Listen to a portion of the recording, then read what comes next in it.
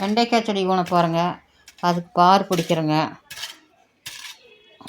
நல்லா பார் எடுத்துட்டுங்க. இது வீட்டு தோட்டத்துலேங்க,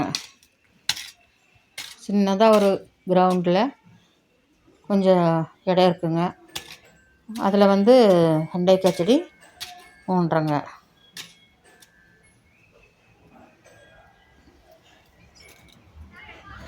இன்னொரு பார் பிடிச்சிக்கலாங்க. இன்னொரு பார் பிடிச்சிட்டுங்க, ஒரு 3 பார் பிடிச்சிக்கலாங்க. 3 பார் பிடிச்சிட்டுங்க.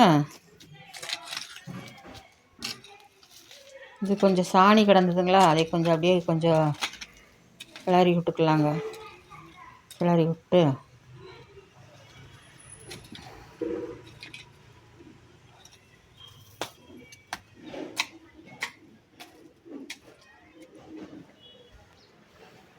கொஞ்சம் கிளறி விட்டுங்க. அப்புறம் ஒரு பார் பிடிச்சிக்கலாங்க.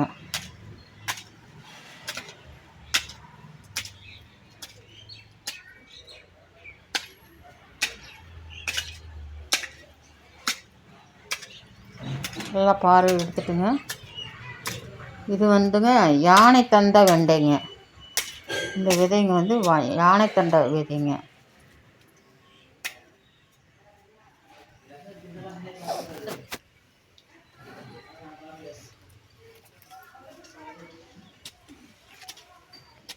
இன்னொரு பால் பிடிச்சிக்கலாங்க. விதையை ஊனலாங்க. இந்த விதை யானைத்தண்டை வெண்டைங்க.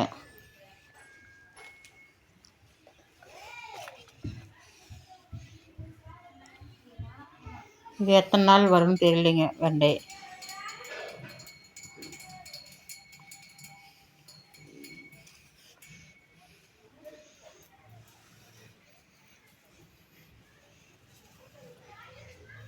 இந்த வெண்டைங்க மரம் பப்பாளி மரத்து அளவு வருங்க. நல்லா பெருசாக வருங்க. அதனால தூர வைக்கணுங்க. தூர வச்சுட்டுங்க.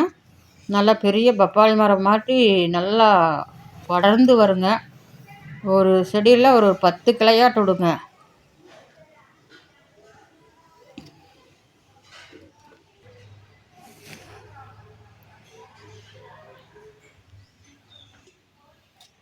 விதையை ஊனியாச்சுங்க.